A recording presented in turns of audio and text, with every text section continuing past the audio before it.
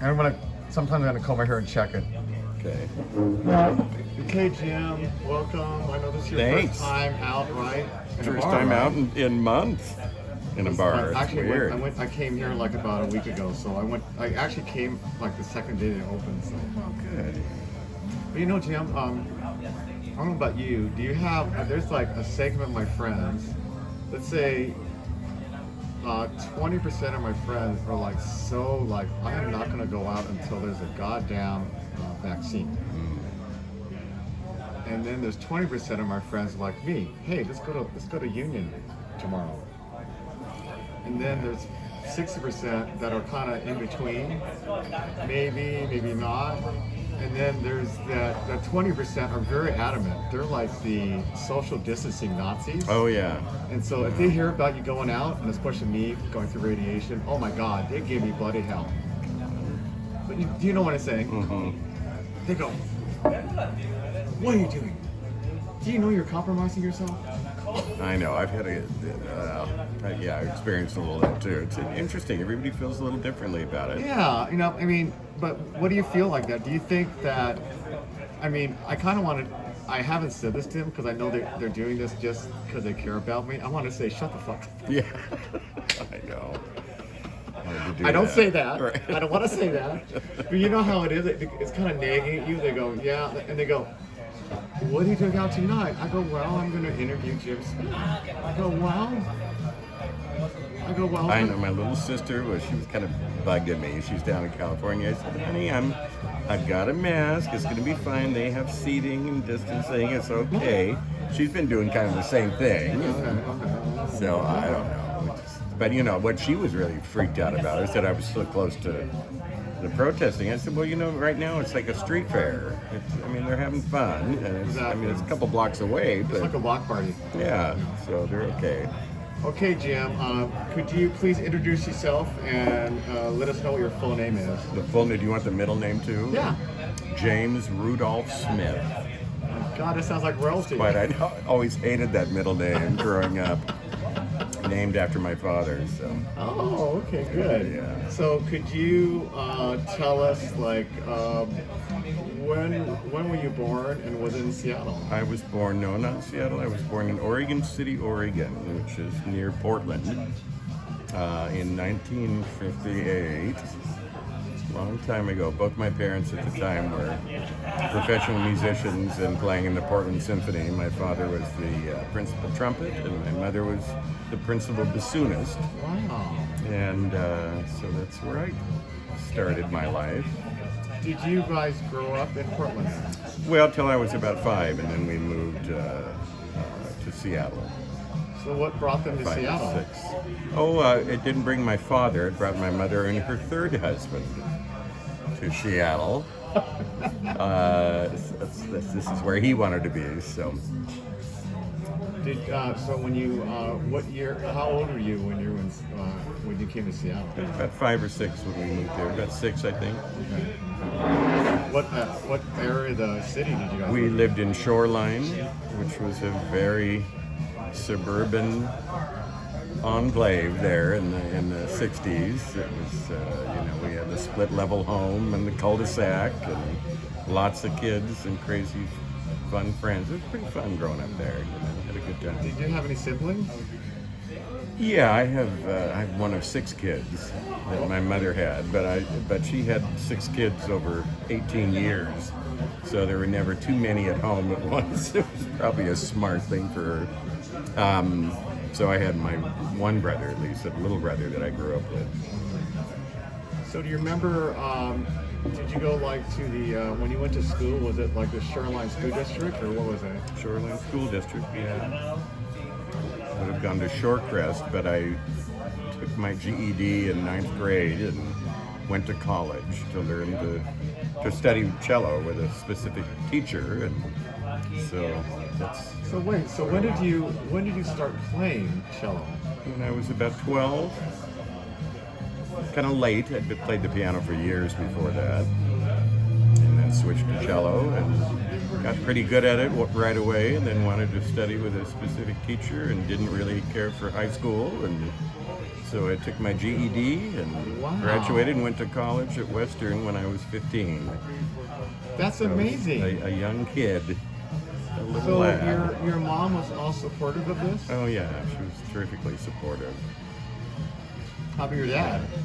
Fine too. Oh, you bet. Now, when you were obviously at an early age of 15, when did you know you were gay? Well, I think I knew it then, 14, but I didn't really come out and really explore that until my first year in college. So I think I was about 16 when I finally came out. Were you in Bellingham? Mm-hmm.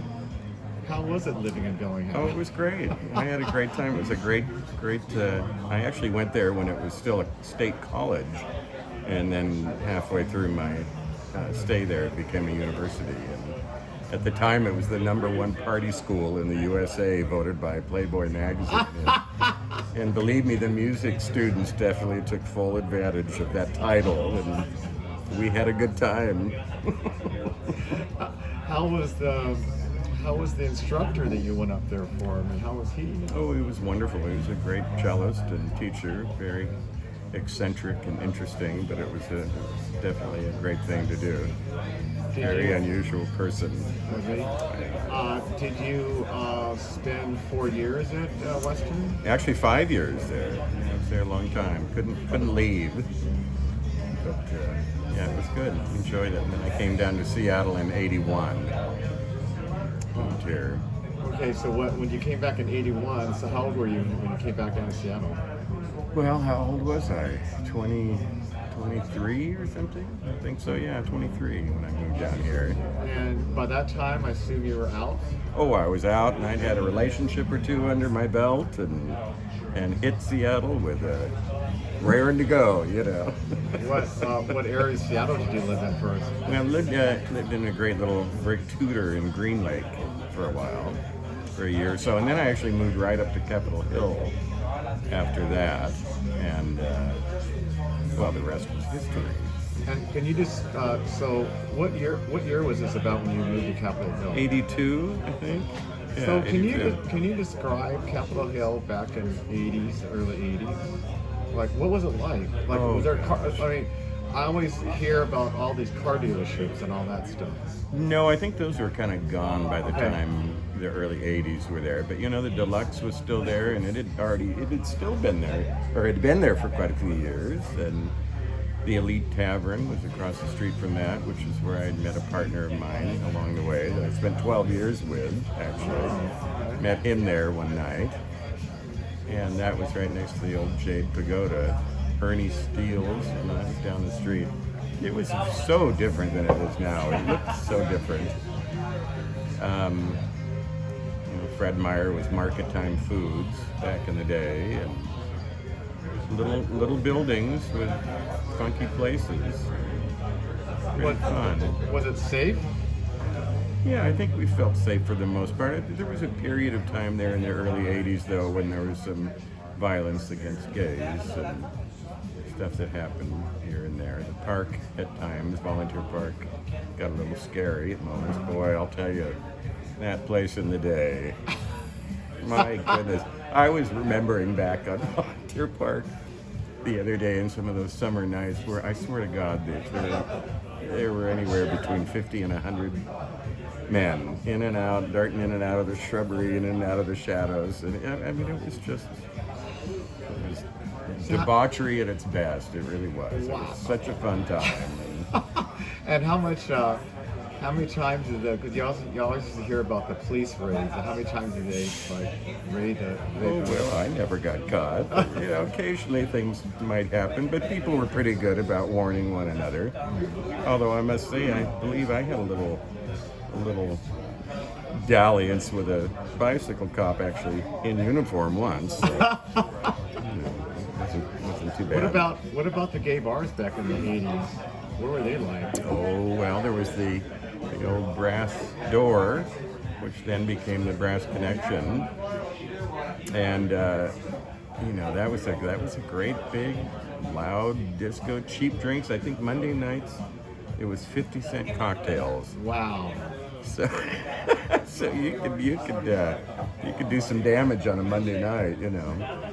they were fun. There were quite a few bars in town. The old, Now, were there also some back down in Pioneer Square? I think there was still some left in there. The Double Header, of course, is still there.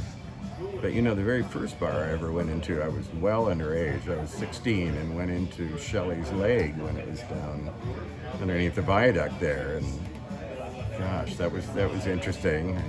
I think I put some dark eyeshadow on to look like I had some bags, you know. And God, it was funny. But Do you remember Mike Higgins? oh, Mike, yeah, 'Cause absolutely. he was like the DJ. Yeah, but I don't remember him there. But we've talked about this since, and yeah, isn't that funny? And then, of course, the other bar I'd gone into was the Warren Street Disco. So that was quite a going concern. I think I had fake ID for that. And then, of course, just down the street from that was the old monastery, and that was a wild. That was a very wild. I heard my friends said that this was an after-hours place, that you kind of had to know someone to get there. Kind of. Yeah. Well, to get into certain parts of the old church, Okay. to get to certain floors, you had to know people. But it was open to the public. But the more you knew, And I heard Better off you were. the owner of that place is still around. His name is George. George is still around. I saw him not too long ago.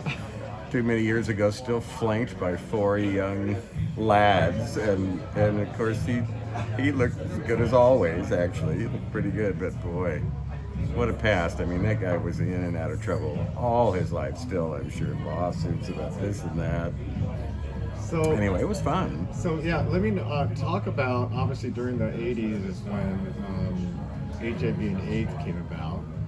So talk about that impact in terms of impact to you, impact to your friends, impact to the community. That was a major. Well, yeah, I mean, you might want to talk about how it reminds you of what's happening with this current epidemic. Well, it certainly does remind me what's happening today. I thought that at the beginning of this epidemic, I thought, boy, this is really reminiscent, because there were a few days there where I was really scared. We were really wondering what was going on, what was happening, and it was reminiscent of that in many ways.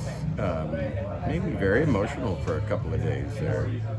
But when that whole thing started here, about the same time, the AIDS and HIV epidemic started, my mother had just started playing in the gay bars in town in '83 at the Ritz, and so by that time things were just starting to get going, and that we've been hearing this and that, and then pretty soon, boy, friends, it was awful. And I lost so many friends, and my mother, who had just gained so much stardom immediately in the gay community. She was so popular, people loved her, she was so friendly, and she was a mother that many young men didn't have, or at a time when their parents were sort of disowning them, certainly because of the AIDS epidemic. There were many young men that had really been shunned by their families. There were some terrible stories my mother would tell me, and that I'd also hear when I was there and with her. And then before you knew it, we were playing memorial services right and left. And it was intense. It was Did your mom, very was your sad. mom like a mom to a lot of the people in Yeah, the she was community? very motherly. She was a real mom to these boys. And they loved her, and she loved them. I mean, did she really embrace that role? But she loved people. She was just so happy. And as soon as that, all of a sudden, she decided, well, I have to do something. I have to do something for this. Liz Taylor was raising money, and she said, I've got to. Somebody said, well, why don't you make some recordings of your piano playing? And she said, oh, nobody wants to hear that. Well, geez, they did. She made one recording, and pretty soon another, and then a third, and a compilation recording came out, and she wound up raising about $100,000 for Rosehedge. Wow. and was pretty, and which coincidentally happened to be where she was able to spend her last part of her life in, when it was no longer completely needed for HIV and AIDS patients, but was open to other elderly for assisted living. So she went there happily. It was as if she was going home, and they treated her like a queen. You know, it was quite wonderful. Yeah, we had a little documentary that one of your friends did, Robert. Robert Cooper. Isn't that sweet? Yeah, that was a nice one. We're gonna definitely include that. Oh, I look back at myself and I can't believe how young I was. And So now tell us, like, Goodness. when did she start playing at the Ritz, and then after the Ritz, where did she play at Thumpers? she played at Thumpers for a long time. She played the Ritz for, gosh, I don't know how many years that was. And then that went through a lot of changes in ownership. And then she did a couple other little gay-owned restaurants and establishments along the way. What's his name? Van Dyke. Ken Van Dyke owned a little place on 15th, and she played there for a little bit. And then Nathan and Steve snatched her up to play there, and so she was thrilled, and she played there a long time. Right. And had a great following, and even did one of her recordings was live from Thumpers, and that was pretty fun. And they took great care of Marge at the end. They loved her and treated her with such kindness. And Did she ever play at the grandiose? Remember Henry's off Broadway? oh, she came in and played a couple times because I worked there. I actually worked there for 4 years, from 81 to 85. And so she came in, I think, a couple of times and played when the regular pianist was. Wasn't that a grand place? Yeah, it was very fun. I loved working there. I was there. I mean, it was like, because here I was, and at that time I was probably like a college student. I was like about, 23 or something. And I remember when that opened up, I was in the closet. Remember? No, yeah, he only had another one. And then, but you came there and but dined. it was like this grandiose Oh, I know, place. it's Remember, it had the driveway, the circular it's driveway. wonderful. And Oh, it was so many like- people would fight to who got to park their car there in that driveway. There'd be some real drag. But it was out. like the place, it right? was. It was the place to be seen, and I can't tell you how many stars I waited. And I waited on, the greatest one was waiting on Vanessa Williams right after she got crowned Miss America, before they took her crown away from her, And I got to tell you, she came to that table, and I've never seen anything so pretty in my life in front of my eyes. Just this, God, she was gorgeous. Those green eyes. And I asked her if she wanted to have a cocktail, and while she was waiting for her guests, and she said, "No, I'm just fine." And I said, "Do you mind if I stand here and stare at you for a few minutes?" So beautiful, God. But I waited on a lot of people. It was really exquisite. You walk into the main part of the dining room, and those crystal chandeliers just sparkling, and every chair and every glass on the table were lined up, and so everything was really top notch. It was a fun place to work, and great to serve. I'm such sure good then you food. probably saw a lot of sports stars, Oh yeah, I waited on plenty of them. like Seattle Sonic players. Oh probably, yeah, like- Slick Watts used to come in all the time. He was a character, needless to say. A lot of them. Who was that? Ken Behring, who used to own the Seahawks. He was in there a couple of times. I waited on him with a couple of his. Was he an asshole? Oh yeah, he was an asshole. He was an asshole, but he was a nice asshole. He came in one time with a couple of flanked by a prostitute on each arm, and so that was kind of fun. And anyway. We probably had all kinds of stories of people there, right? Well, Yes. so like, because that was like Henry's off Broadway was, I gotta dig up in the archives pictures of that place. That place. Yeah, was there's just a few. In fact, I think there's one with downtown Freddie Brown standing in front of the logo there with a couple of the owners, John and Bill Schwartz. And Wait, yeah, wait, it was. who are the owners? It was John and Bill Schwartz, Schwartz Brothers Restaurants. Oh, you're kidding! I didn't know that because I don't know him personally, but I have emailed and I know him through connections. I know Lindsay Schwartz. Oh yeah, who's the owner. Lindsay. He was just a kid when I opened Daniel's Broiler on the east side in Bellevue. So did you work for the Schwartz Oh brothers yeah, for a while? long time. Okay. Oh God, 8 years I think. You think he remembers you? Lindsay? Oh, he'd totally remember me. Absolutely. Okay, I'm gonna have to email him. Like, I guess what attitude. Oh, you do it. Tell him Jim Smith sends him a kiss. Seriously. I'll bet you you'll get a blush out of him. Lindsay. God, I haven't seen him in years. I think since John Sheard's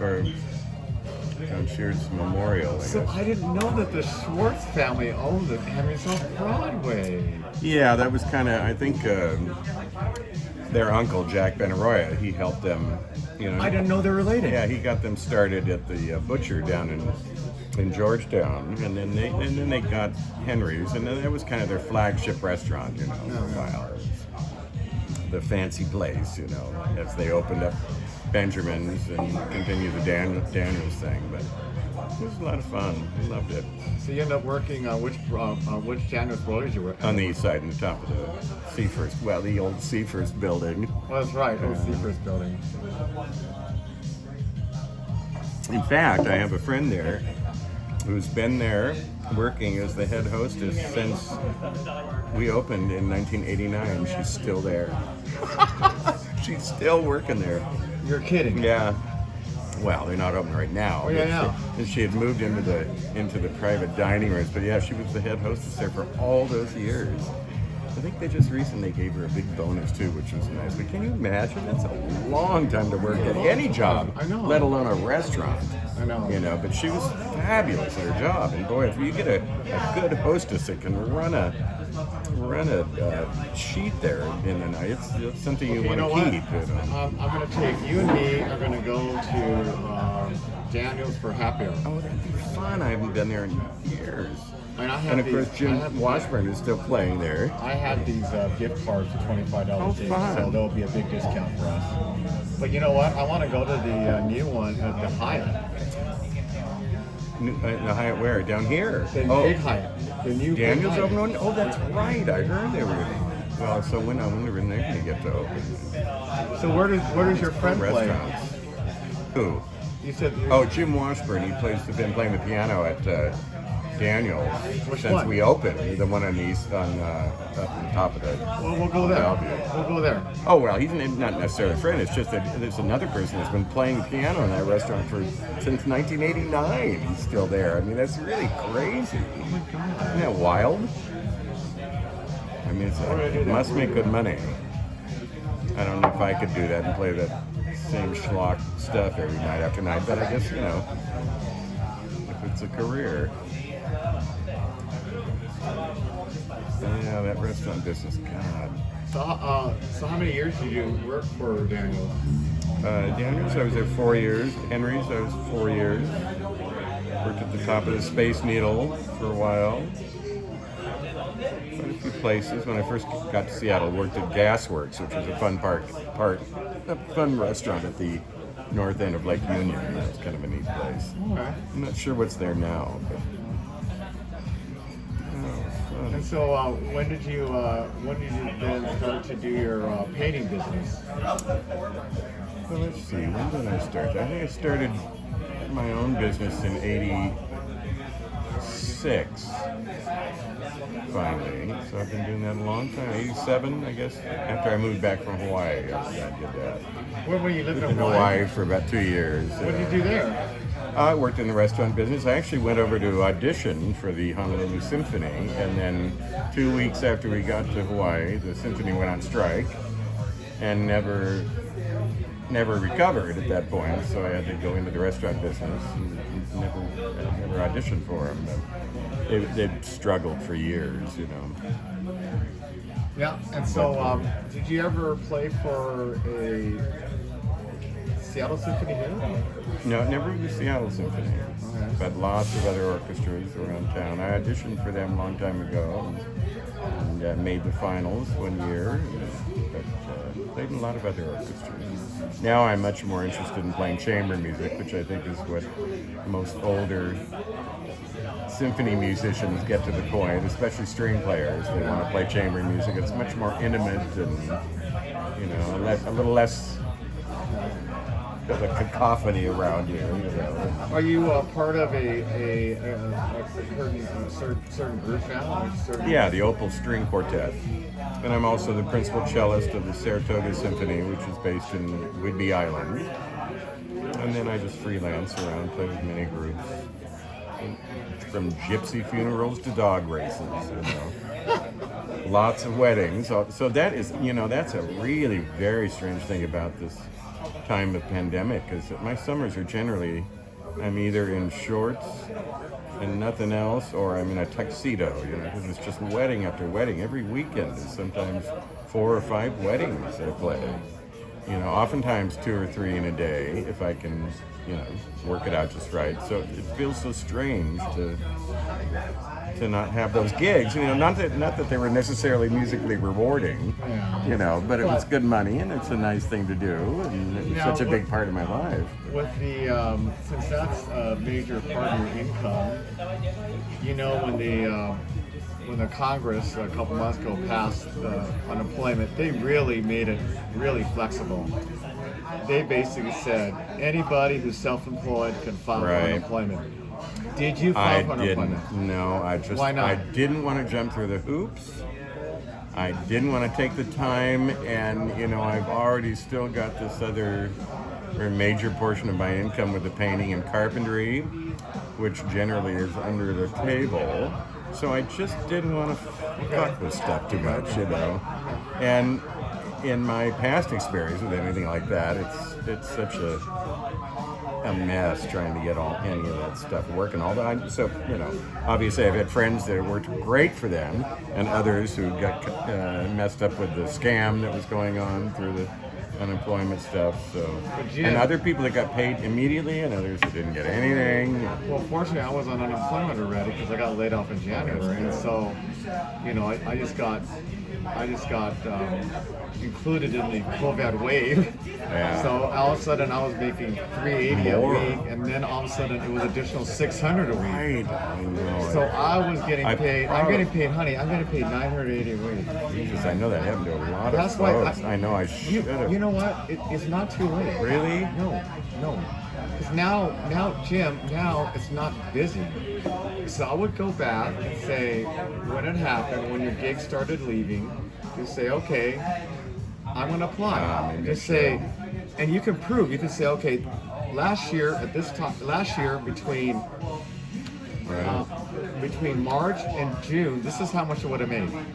You can prove that. You can prove that to them, right? You can say, I made this much last year. And this year, Maybe I should do that. I made $0. I think it's worth it. Now, are we getting another stimulus? Did I see something The today? Democrats want to, but the Republicans Right, don't. You know the they're damn really- Republicans. Isn't this something? Isn't this just to think that we have to deal with this virus and then compounded by this horrible racial inequity that's been going on for so long, and then to have that compiled by this idiot in the White House is so sickening and maddening to me on a daily basis. It keeps me alive because I'm so pissed. You know, I can't not watch the news. I can't not be involved. I cannot not do that. I know. And I'm grateful that I'm on blood pressure medication. But I mean, I'm worked up. I'm furious. And I've been here and I've marched and I've fought for gay rights. And I understand that we can't have this anymore. No. People can't be afraid to walk down the motherfucking street. I mean, you've seen, Jesus Jim, you have witnessed so much racial strife in all these years. I mean, do you think we're at a point now, this is it? This is going to be Boy, it? I sure. Well, I think you have to have the hope. And I think as long as these people keep this up and keep it in their face, we have to. I think it is that great pendulum swing, you know, and and I hope the fucker hits Trump in the head on its way back. You know, my God. But yeah, I think we have to. And thank God younger people are growing up. They don't see color. They don't see race. They don't see that. It's all these other old fuckers that see it and that are so threatened by it. And it's so weird. You know, and you know, indeed, in many ways, we do live in this bubble in the Northwest because we do feel secure. You know, I've never in my life felt insecure about being gay openly. I never have. And I'm lucky. But I've been strong and I've been proud and I've been out. And I did what I was supposed to do and I was a productive, I've always been a productive part of, you know, life. So I've never had to feel that. I've never lived in a place where I had to feel like that. But I can certainly imagine because I've had tastes and incidences and seen it. And it's nobody in a country like this should have to live like that. It's just not right by any means. And it's too long. Come on. I know. It's For 2020. fuck's sake. It's 2020. Well, Jeez. well, don't you Sorry. feel very good today about what happened in the Supreme Yes. Court? Oh my God. I mean, it's really exciting. I even thank God and I don't believe in God. I know. I mean, really. Really. I mean, the significance, you know, gay marriage, Supreme Court in 2015, June. And that was an amazing ruling for the LGBTQ community in June. Yeah, and the transgender, and the fact that it was all done in one thing, too, is so good. I mean, it's just, oh, thank God. And today, you know, it was about equality. So even the two conservative justices, Gorsuch wrote the opinion, and Roberts also joined him. So it was 6-3. 6-3. It's pretty good. It's very important. And the three bitches were still there. They were bitching about the ruling. They were really bitching. Oh, were they? You don't want to read their you don't want to read their opinion. dissent? They were Really? like pissed. They were pissed. Oh no, you don't want to read their ruling. Oh, they were I pissed. don't want to read it. You should read it because this is how conservative they are. And so, but you know what they said? You know what? Everyone has, so, you know, the whole thing came down to did the 1964 Civil Rights Act, when it said sex is included, so you don't get discriminated based on sex or you know, race or sex. The sex in that act includes sexual orientation. Right. That was the whole thing. So great. It was sweeping, you said, right? A sweeping decision. I love it. I mean, you know, we in the state, we've been fine, right? Because we've had, like, you can't be fired in the state for, like, you know, 30 years since that. But, you know, but in Idaho, in Montana. You should be able to go everywhere and feel like that. Those days are gone where you have to have a green card, you know, in your green book, you know. My God.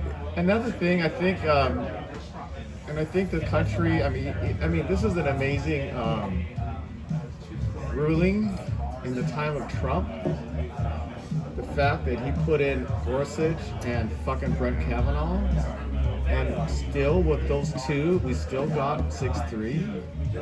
So that has a lot of hope for us. He's out of here. That son of a bitch is out of here. If he's not, I'm going to New Zealand. Oh no. You know what, Jim? Everyone's nervous, but you know what? Joe Biden's going to win on the landslide. I'm sorry.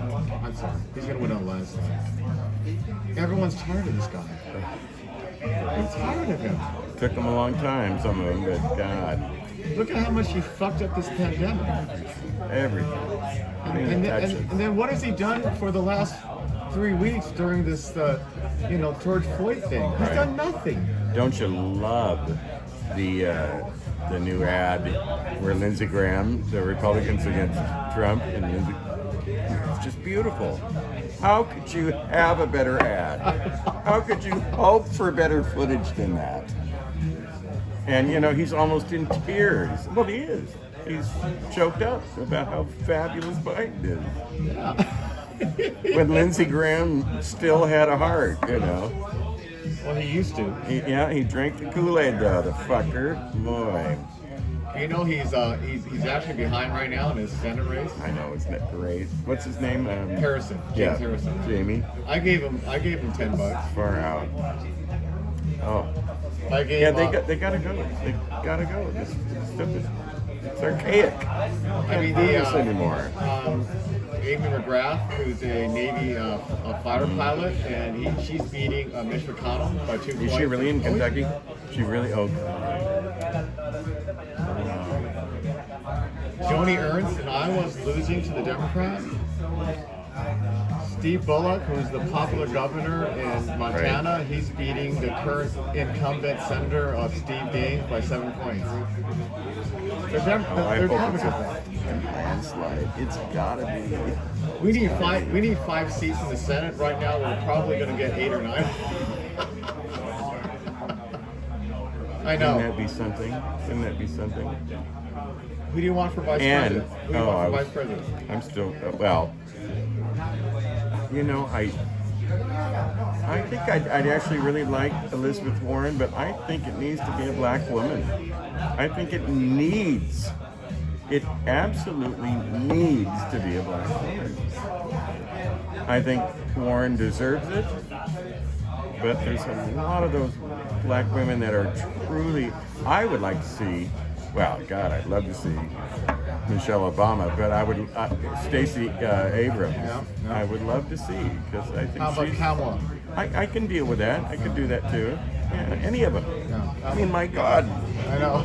So many of them. Like last night on CNN, it was amazing because they had 4 African American mayors. The mayor of Yes. Wasn't San it Francisco, wonderful? the mayor of Minneapolis. no, Chicago, Chicago, yeah. Washington D.C. and Atlanta. And Atlanta. And they're all incredibly strong, beautiful, smart, articulate. Yeah. I'm so proud of them. I was watching today and just really didn't choked up again because it's just so. God. You know what? This is the most. I'm not saying that the AIDS crisis was just as bad. Okay. This is horrible, though. This is in But a different level. This yeah. is Well, the even AIDS, more important in a way. well, the AIDS crisis impacted mainly the Right. gay This is community. worldwide. This is a This worldwide is movement. everybody. Mhm. This is everybody. You know, this is not I agree this is with- not I agree 9/11. with you. 9/11 impacted the U.S. Okay. I agree with you totally. 9/11 didn't impact the world. Okay. No, it This did to a impacts- certain degree. Yeah. But yeah, I agree with you. This is terribly important. It has to happen. If this can happen in our lifetime, what a tremendous thing, you know. We can't have the police like this anymore. You've been hearing anything about that oh God, what's it called? This group in Eugene, Oregon that works for the last 30 years with the police in conjunction, and how they take about 80% of the 911 calls, and it's got a very clever name. This unit, and there's no guns. You know, it's all these calls that aren't about crime, and they're so successful. It's just amazing. I think every city in the country needs to examine what's happening there. You have nonviolent and violent, right? Absolutely. And you have these people that are trained to deal with emotional and mental illness as well, and like, some yeah, other things, like- and they can steer you in the right direction without a gun, without a fucking taser, without, you know. Well, Jim, take advantage. Take for example, last Friday night in Atlanta, right? Like, fuck. Did you watch that? Did you watch that? Yeah. I mean, they spent fucking 40 minutes with the guy. 45 to 45 minutes.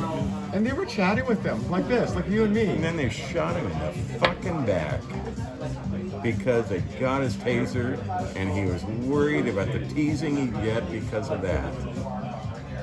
You know the thing about it, they told you're exactly right. They need people that are non-police, that don't have weapons, to deal with people like him. There's a drunk He was asleep in the drunk. car. We need somebody else, not a policeman. He's drunk. right? He fell asleep in the fucking line at Wendy's, drive-through. I've You don't done need it. Oh yeah, almost. But you don't need No. need two police officers. With their guns. No. And if you had someone that could say, okay, you know what happened? Oh, I want to have a couple of drinks. Okay. Put your car over here. How far you live? Yeah. Oh, a few blocks away. Great, we're gonna get you right there. It's so easy. And We're it could be gonna call your wife because he's gonna talk about doing a birthday Right. with his daughter. which was the day before. The fucking thing. And you don't have somebody in a uniform. It's threatening. Yeah. It de-escalates the situation immediately, right? Absolutely. Boy, I've had run-ins with the cops.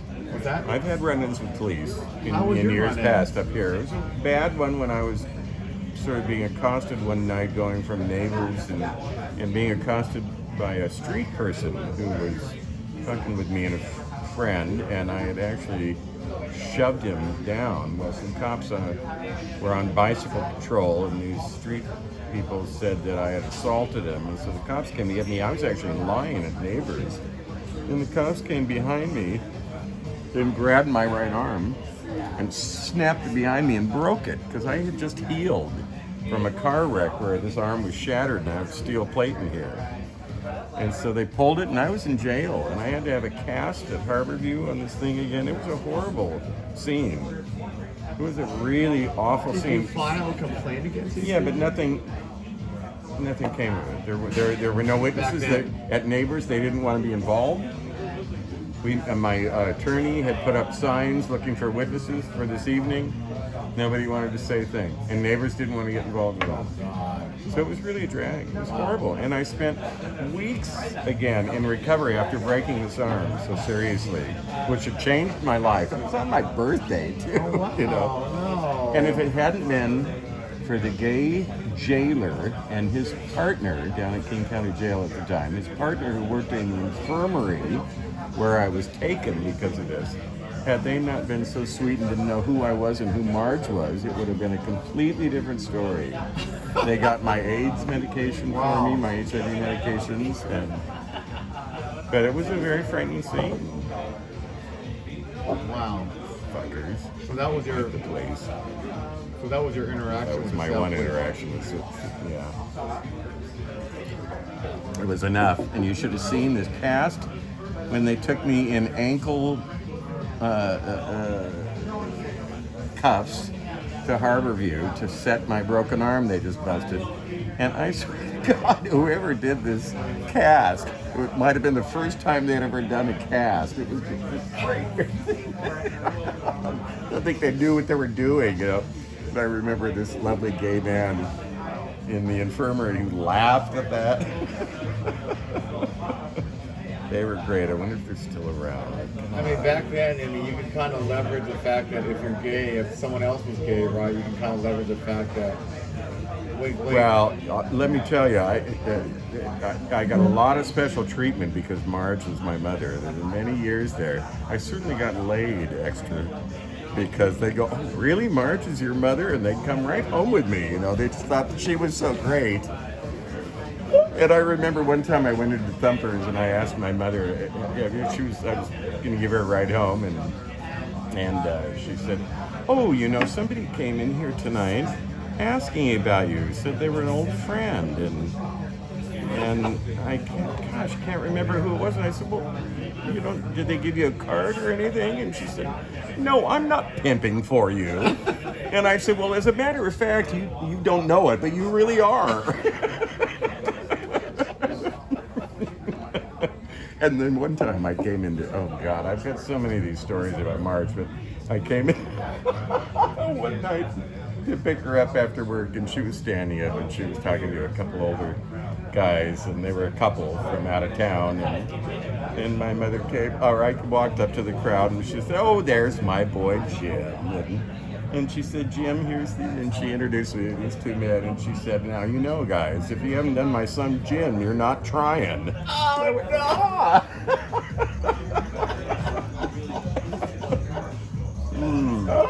God, you said that? Bless her little heart. Oh my Yeah. God. She was very funny. Oh my goodness. Oh my God. Oh, God. Oh, this is great. All right. Actually, I'll tell you one more story that just cracks me up so terribly. And one night I went to get her. I had this, at the time I had this fabulous old '75 Cadillac Coupe de Ville. It was a big beauty, you know. And I went to get her at Thumpers, and by that time she was slowing down. It was towards the end of her career, and she was on a cane, and so she's getting into the passenger side of the car very slowly, holding on to the door, and I had plenty of time to walk around, get in the car, and I'm watching her get that hoisted in here. And so I put my hand in the seat, and she sat right down on my hand eventually, and didn't say a word. And so I wiggled my fingers, and she turned to me and she said, "You hardly know me." And we laughed so hard. We both just laughed forever. It was great. Oh my goodness. We had a fun time together. She had a great sense of humor and Oh very my body. gosh, she must have been an amazing mom. She was a hoot, yeah. A kick in the rubber parts, as they say. Miss her all the time. People loved her, you know, they were taken by her. And she was really, it was interesting, and she was so important in the community here at that time. She really filled a wonderful sort of void that people had and the fear. And it was beautiful music. You know, she could remember everybody's favorite song. She'd see you walk in the door and she'd start playing your song because she just remembered everything like that. Play everything by memory, of course. And people felt really touched by her personally, you know. Hey, do you want to play piano? My gay bar, they're going to open. Well, she did that for a few people. Well, They coaxed her way I'm into going to it. open the gay bar in Are you? California near my place. Oh, cool. Well, I wish I could play that kind of piano, but I don't. You do play piano though, right? Yeah, but strictly music and classical, really. What do you think? What do you think, Jim, of having a neighborhood gay bar? With the piano? Well, I think that's a perfect idea. I've always thought that's the greatest, but There's nothing. I like don't it. know. There's I nothing know like it. there isn't. Certainly isn't now. There used to be a few more. You know, there's not very many left in the country even, but the ones that are, I guess, there's a few in New York that are wonderful and icons. You know. Have you ever been to the Monster in New York? No. It's across from the Stonewall. They have a piano. Guys that plays piano and people sing around the table and stuff like that.